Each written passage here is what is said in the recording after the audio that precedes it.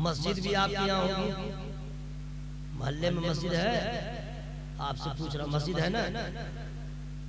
कब्रिस्तान है? ईदगाह है भाई, ईदगाह है ना?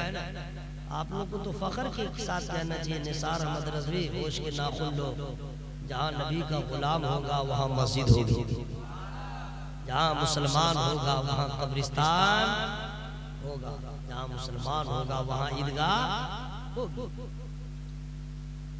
लेकिन मस्जिद से पहले, ईदगाह से पहले क्या जरूरी है?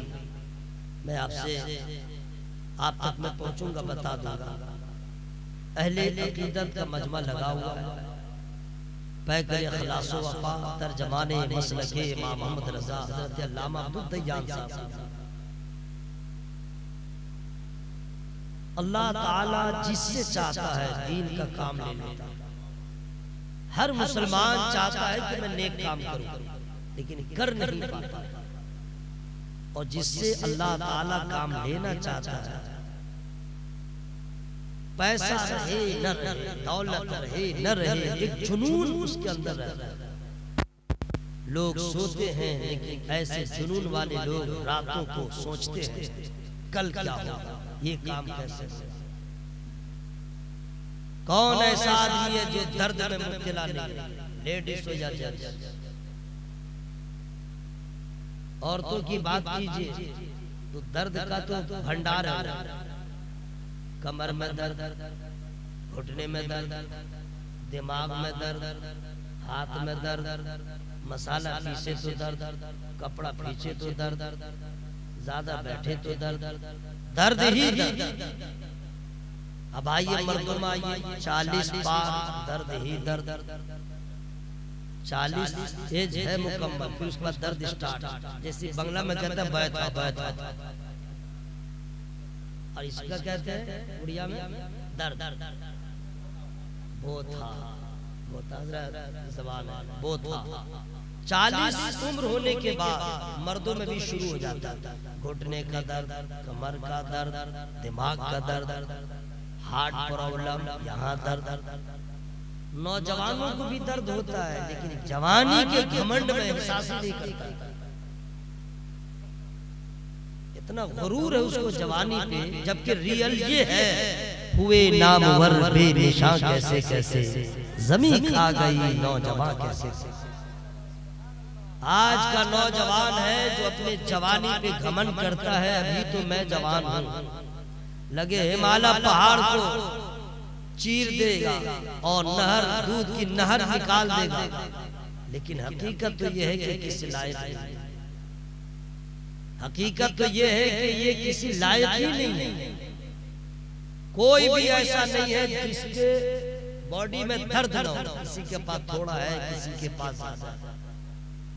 तो ये दर्द तो सबको है। दुनिया में जितना इंसान है, पीएम हो, सीएम हो, डीएम हो, एसपी हो, कलेक्टर हो, कोई भी हो, दर्द है। लेकिन इस दर्द के बारे में क्या कहना जिसमें करार न हो, जिसमें सुकून न हो।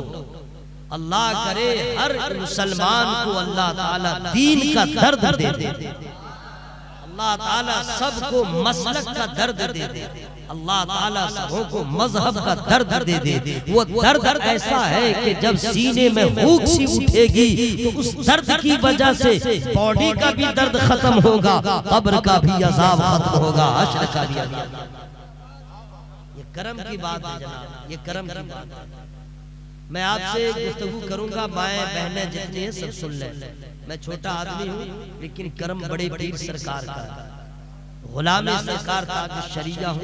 सरकार गुलजार मिल्लत क़िबला की दुआएं हमेशा साथ रहती हैं, तमाम सादात किराम की दुआएं मेरे साथ रहती हैं। बेअदब नहीं हूँ, सभी सैयदों का, उलमा अहले सुन्नत का अदब करता हूँ।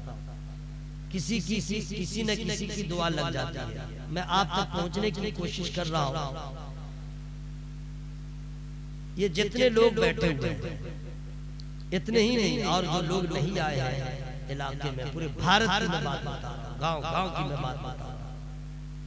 अल्लामा मुस्तफा रज़ा साहब बिहार के और नेपाल के बिल्कुल बॉर्डर पे बहुत बड़ा मदरसा चलाते हैं, बदअकीदों के सीने पे चलाते हैं, बड़ी दुश्वारियों का सामना होता है, लेकिन हौसला बुलंद अल्लाह ताला को मंजूर है कि कुछ काम ले लिया जाए। देहात हो या शहर, मेरी पैदाइश देहात की है, मैं शहर में रहने लगा, लेकिन देहात और शहर कस्बा सबकी खबर है। हमारे समाज में लेडीज हो या जेंट्स, महिला हो या पुरुष, गर्ल हो या बॉय, अमीर हो या गरीब, अक्सर लोग 90% ऐसे हैं, जो मैं भी आपसे गुफ्तगू कर रहा हूं, इल्म की कमी की वजह से लोग जायज और नाजायज को भूल बैठे, हराम और हलाल की तमीज को खत्म कर दिया।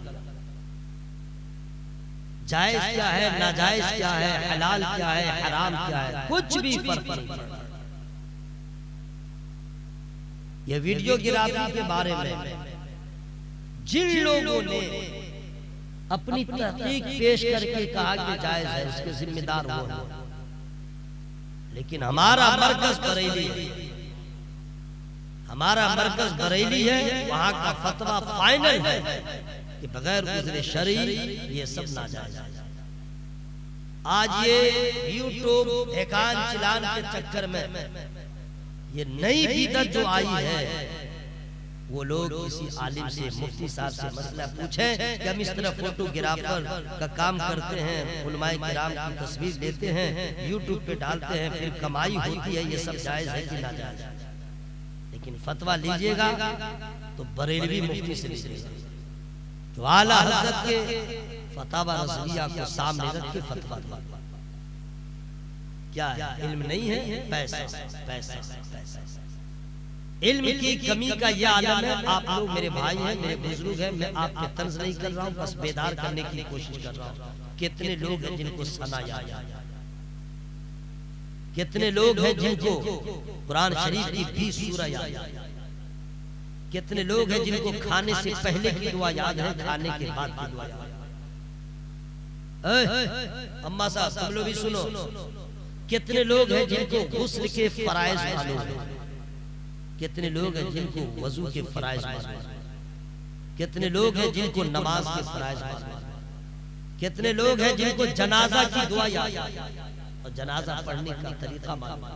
पहली तकबीर के बाद क्या पढ़ेगा, दूसरी तकबीर के बाद क्या पढ़ेगा, तीसरी तकबीर के बाद क्या पढ़ेगा। कितने लोग हैं जिनको ये मालूम है कि नाबालिग लड़का हो और उसका जनाजा हो तो कौन सी दुआ पढ़ी जाएगी, नाबालिग लड़की हो उसका जनाजा हो तो कौन सी दुआ पढ़ी जाएगी। आप समझ सकते हैं। कितनी औरतें हैं, कितने मर्द हैं जिनको तहारत का मसला मालूम है, कितनी औरतें हैं, कितने मर्द हैं जिनको ये मसला मालूम है कि कपड़ा नापाक हो जाए तो पाक कैसे करें। मैं आपको एहसास दिला रहा हूं, आप लोग हैं कहां, गौर कीजिएगा। कितने औरतें हैं उनको ये भी नहीं मालूम कि रमजान के महीने में अगर नापाक हो जाए, एमसी की हालत में हो, रोजा नहीं रख सकते, नमाज नहीं पढ़ सकते, उस हालत में ये सारी औरतों को मालूम है कि नमाज माफ है, लेकिन क्या रोजा भी माफ है? रोजा माफ नहीं। रमजान के बाद जब पाक हो जाओ तो रमजान में जो रोजा कज़ा है उसको रखना पड़ेगा। कितनी औरतें हैं उन कज़ा रोजा को औरतों ने अदा किया, उसको मालूम ही नहीं कि हमने क्या खोया, हमने क्या पाया।